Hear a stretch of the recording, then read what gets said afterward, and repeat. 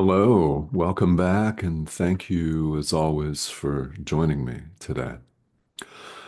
Let's just jump right back into what's a constant theme here. Whether we're overtly talking about it or not, there is an undercurrent in each and every one of these conversations about our own strength, our own real strength and power. And we could appear to be talking about something else entirely. We could appear to be talking about a different part of this course, a different passage, all kinds of things, but the undercurrent, the content, is exactly the same. And there is a thread that runs throughout the course that we have the power to choose right here, right now. We have the power of decision. And quite naturally, we're conditioned to think that we don't have it, that it's a complete pipe dream. I mean, we are. We're all conditioned and affected by where we grew up, by our family structure, by the schools that we attend, our societies, the advertising that we're subject to. That's a big one, isn't it? I mean, we're all conditioned and influenced, and there's really nothing we can do about that. That starts when we're very young. Well, fast forward, you're an adult. You are a grown-up, and this is spirituality. Welcome. We have the power of choice, and we often don't want to believe that, or we're not aware that we do. You are now aware that you always do. And well, whether you choose to believe it or not is completely up to you. I mean, we're fond of thinking, okay, I can't choose the Holy Spirit. I can't choose love. I can't choose my real strength. I'm a victim of this world. It's coming at me.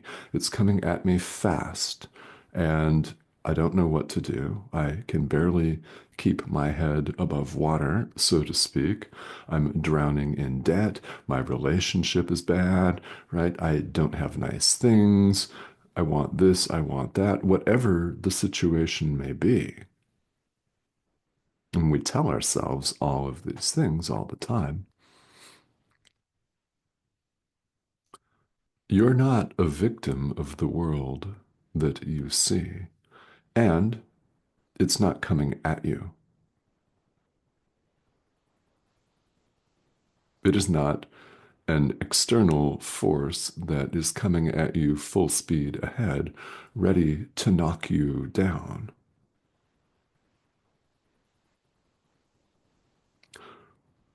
Quite simply, very simply, the world is not coming at you because there is no world. That is the central teaching of A Course in Miracles, which would explain, right there, simply enough, why the world is not coming at you, why you're not the victim of the world you see. What world?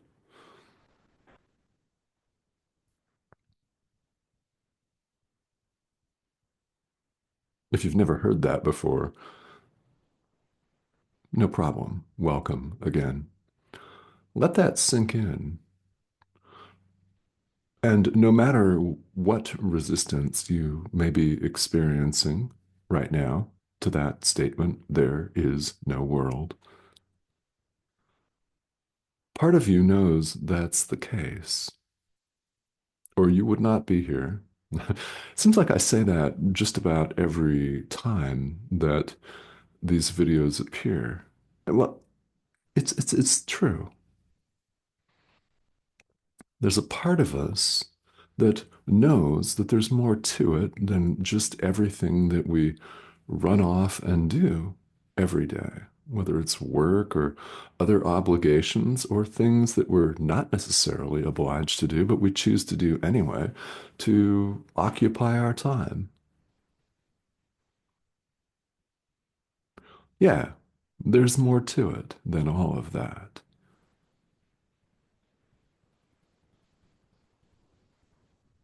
So let's talk about this power of choice, this power of decision right now.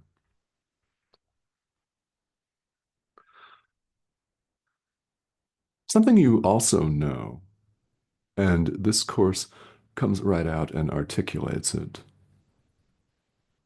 By the way, if you're following along in the text, we're in chapter 21, section 6, paragraph 11,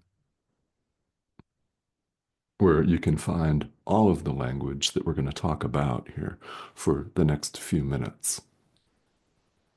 So again, chapter 21, section 6, paragraph 11 of the text. Yeah. We cannot be, as the Son of God, we cannot be imprisoned except by our own wish. The Son of God cannot be imprisoned save by his own desire. It's our choice. Mm. Who we are, in fact, is limitless. You are the Son of God. By the way, the Son of God is a term that is conventionally used and most widely used to refer specifically to the historical Jesus. And it's quite limited when it's limited to just Jesus. You are the Son of God. I'm the Son of God. We're all the Son of God. Singular.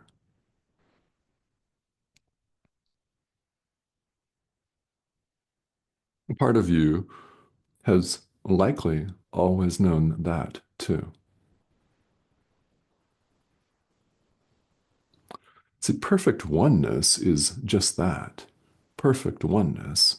It does not exclude, and it does not say that one person is superior to any other. It's all inclusive.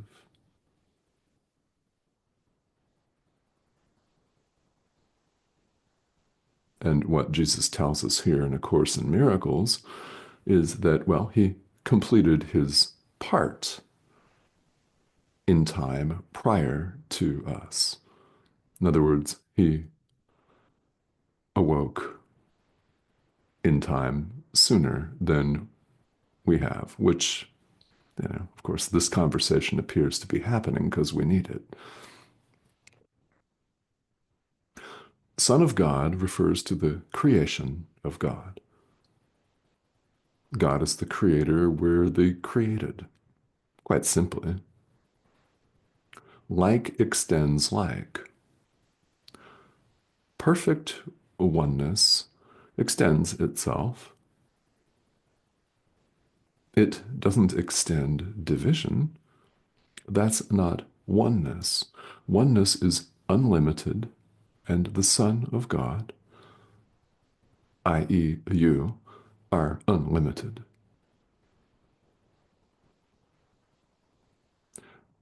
Hence, this passage from the text. The Son of God cannot be chained save by his own desire, his own wish to be limited and in chains. To roll with that analogy.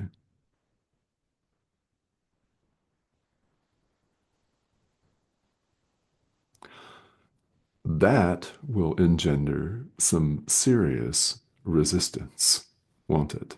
I mean, It's entirely possible that you're experiencing that right now, which is absolutely fine.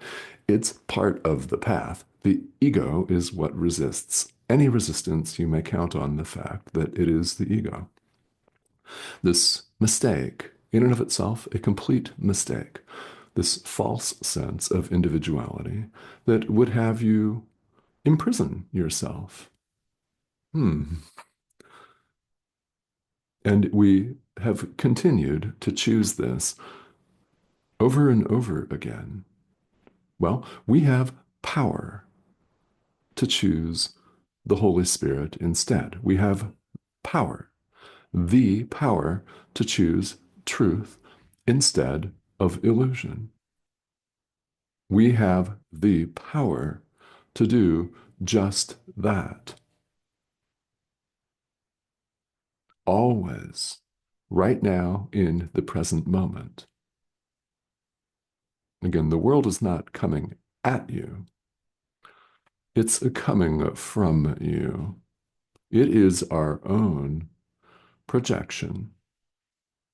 It is nothing more and nothing less than an outward picture of an inward condition in the mind. This course is about changing our mind.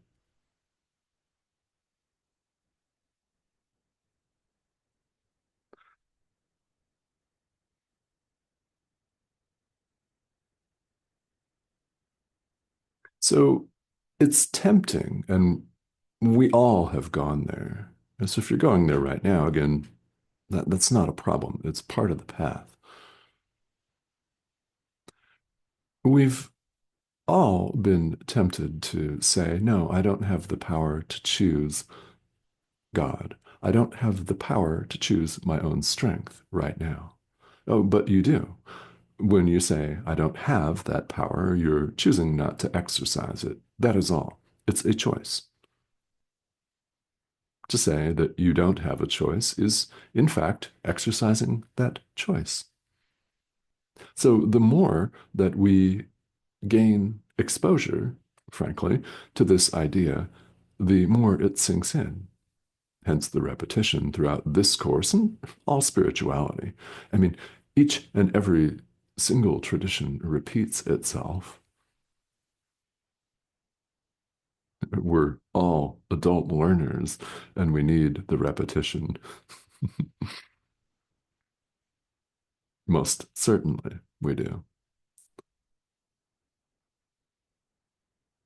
It's tempting for sure to say, "Yeah, I don't have this power." Well, what we're saying there is, I don't want to exercise it. I don't want to choose my own limitlessness. I don't want to choose my own power. I want to be limited and small instead. I want to think that I'm encased in this instead. I want to be small instead. I mean, let's just allow that to land how it lands for us. Again, all resistance is of the ego, and we don't have to keep choosing it. We have the power to choose right now. When we're loving, when we're merciful, we're free. When we're forgiving, we're free. And when we're condemning, we are a prisoner in chains, wrapping ourselves up as tightly as we want to in those chains. You'll notice there's no jailer who locks them all together so we can't get out. We put them around ourselves. Guess what? We can take them off. You can take off the chains that appear to bind you. You put them there. We all did. We put them there. We can shed them. We can. We can set them aside. And when we condemn and judge, we're imprisoned, in a manner of speaking, in the mind, and we await only our pardon on ourselves to be free again. We're awaiting our forgiveness of ourselves. We have this power to free ourselves. We're awaiting only the forgiveness of ourselves, our own pardon, to set the chains aside and to be free. You have this power to free yourself. You have the power to free yourself. And when you're forgiving the Son of God, when you're forgiving situations and anything that is not wholly joyous in your life, when you're doing that, you are free. When you're condemning, you're not. And this temporary and illusory condition awaits only your pardon of yourself, your forgiveness of yourself, to shed the chains. They seem thick? Sure, of course. We put them there. We can take them off. You can take them off and walk out into the sunlight. You have the power to do this. This power of choice is your strength. It may seem like a burden here in madness, but let's listen to the voice for God, the Holy Spirit, our inner teacher, the voice of reason. Reason would tell you that you put this there, you can set it aside, that you're not the victim of the world you see, and that you can choose your own strength. This choice, exercising it for the Holy Spirit, for truth, for light, for God, for life, is strength. It is strength. Only in our own insanity does it seem like a burden. Only there does it seem like madness, but the light of truth can shine all of that darkness away. Choosing the Holy Spirit is like flicking on a light switch in a dark room. The darkness is gone instantly. It is as though it were never there. It was not. We have this power, and you're far more powerful than you could possibly imagine. And the effects of this are mind-blowing. Don't believe it? Try it. We're all invited to put these ideas into practice. Practical application is how we learn. Our experience proves to us, it demonstrates to us and shows us that these ideas are true. So we're invited to do that. You're invited to do that today. And the more you gain exposure to conversations like this, the more likely you will be to put these ideas into practice, which is what we all should be doing. Okay, so along the way, questions are more than welcome here. And of course, they're inevitable, aren't they? You may be a long-time course student, or you may not be a course student at all, and anything in between. You are all more than welcome here. This is all inclusive. I mean, the course is not an exclusive club, after all. It's not a religion, which we should all be really happy about. It's not a cult. It doesn't have walls or barriers or anything like that. It's teaching us that there are no barriers and we are unlimited. So why would it ever exclude? It would not. It does not. So, to the extent that you have questions about this material, please feel welcome to ask them here. This comment thread right here on YouTube is a perfectly good place to do that. There have been a number of really wonderful questions. So if there's something that's kind of burning and you want to ask, I invite you to do that here. If you have not yet subscribed, I'd like to have you join us here again, please. This is the subscription prompt over here, that icon in the corner of your screen. So go ahead and click that, and you'll be invited to subscribe, join us, There are several videos that appear each week, well, because as adult learners, repetition is required, which is why the course essentially says the same thing over and over again in different words. People say that as though it's a bad thing. No, it's a great thing, and we should all be very, very thankful that that is the case, because we never really know when we're going to get it. I mean, you don't know. We don't know when something that has perplexed us for maybe a really long time will become instantly clear. Maybe today. All right. So thank you so much for joining me, and I will see you soon.